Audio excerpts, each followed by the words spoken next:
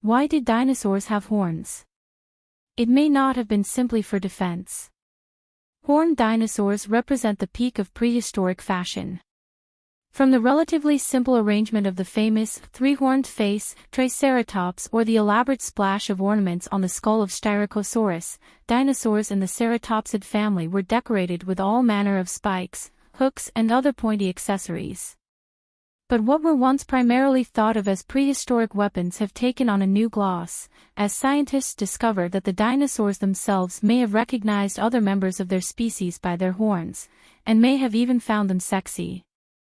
Once represented by only a handful of species, the number of known ceratopsids has risen into the dozens. Each species is distinguishable by its own arrangement of horns on the brows, nose, and the expanse of bone jutting out from the back of the skull called the frill. The latest to be introduced, the 78-million-year-old Lokiceratops, had long horns angling outward over each eye and a set of pointed spikes along the margin of the rounded frill, including two downward curved horns at the top. And just as paleontologists have keyed into the horn arrangements to identify Lokiceratops as a new species, they are solving the prehistoric puzzle of why such elaborate structures evolved. When horned dinosaurs were still relatively new to science, paleontologists looked at the reptiles' impressive skulls and saw armaments. The first concepts of horned dinosaurs definitely focused on the horns as potential weapons against predators or in fights with members of their own species, says Raymond M. Alf Museum of Paleontology researcher Andrew Fark. In a 1905 paper, for example, paleontologist Richard Swan Lull opined that Triceratops must have charged at foes with its horns tilted down, while species with longer nose horns, such as Albertocentrosaurus, must have thrusted at enemies with their noses. The horns were thought of primarily in terms of attack and defense. But even as experts have recognized that some species, such as Triceratops, really did lock horns, most ceratopsids had horn arrangements that don't seem optimized to fight off tyrannosaurs or battle each other. For some, they might have served to intimidate predators that wanted to take a bite. But, importantly, the horns and frills played multiple roles in the lives of the animals. There is a broader scope in functionality of both horns and frills rather than a shift from thinking it is only one function to another, says University of Pennsylvania paleontologist Ollie Nabavizadeh. The glut of new ceratopsids has underscored the social importance of prominent horns. Display functions are entirely likely, especially given the wonderfully enormous variation across ceratopsids, Nabavizadeh says. At least 20 new ceratopsid species have been named over the past 15 years, most of them from a relatively narrow span of Cretaceous time.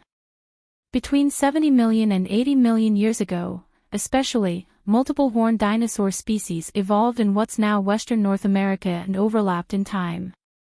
If you were to travel from prehistoric Alaska to Mexico around 75 million years ago, you would encounter strikingly different horned dinosaur species as you moved south, sometimes 2 or 3 living in the same habitats.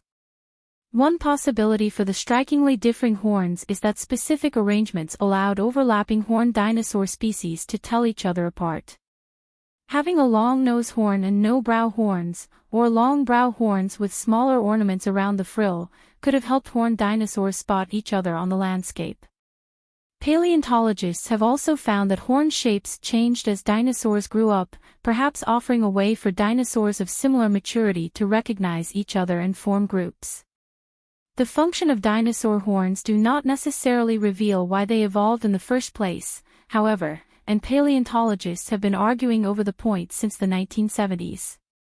One tantalizing possibility is that ceratopsid horns evolved so many shapes because of sexual selection, with social behavior molding the anatomy of dozens of species.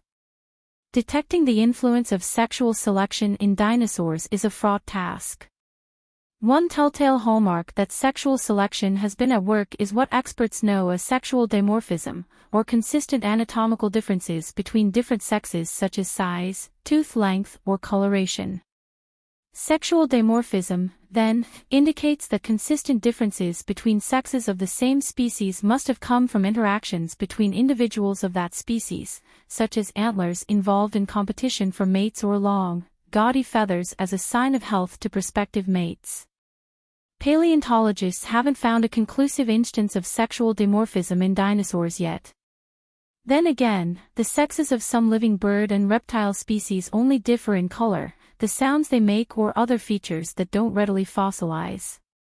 And sexual selection can still influence the anatomy of a species even if it doesn't create differences down to the bones.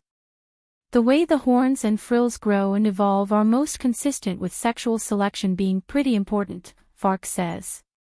When baby ceratopsids hatched from their eggs, their horns were smaller and sometimes even different shapes from those of the adults. Juvenile Triceratops fossils, for example, have tiny horns over each eye that change their angle as they grow into the long, forward-pointing horns of the adults. The fact that the horns change through the youth and adolescence of the dinosaurs to a final, mature arrangement suggests that the horns were important social signals and not simply defensive weapons that stayed static through the dinosaurs' lives. Ultimately, social factors likely shaped the different displays of horns and frills that ceratopsids wore even as the structures were still useful in other ways. What could impress another Megaceratops in one context could be used to shield the neck against an attacking tyrannosaur in another. Animals use their heads any way they want to, Fark says, and even if a horn is primarily the result of sexual selection, it's still often handy as a weapon.